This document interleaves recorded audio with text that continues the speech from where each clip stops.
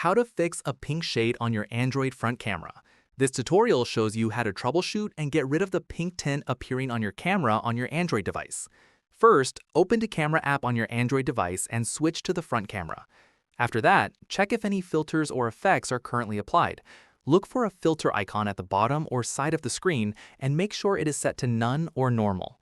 From there, if a filter is active, tap on it and switch it off to see if the pink shade disappears. At this point, if the issue persists, close the camera app completely and go to your home screen. In the next step, long press on the camera app icon and tap on App Info to open the app settings page.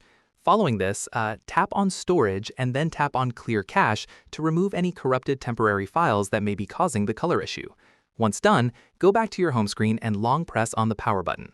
From here, tap on Restart to reboot your device completely. At this stage, wait for your phone to fully restart and then open the camera app again to check if the pink shade is gone.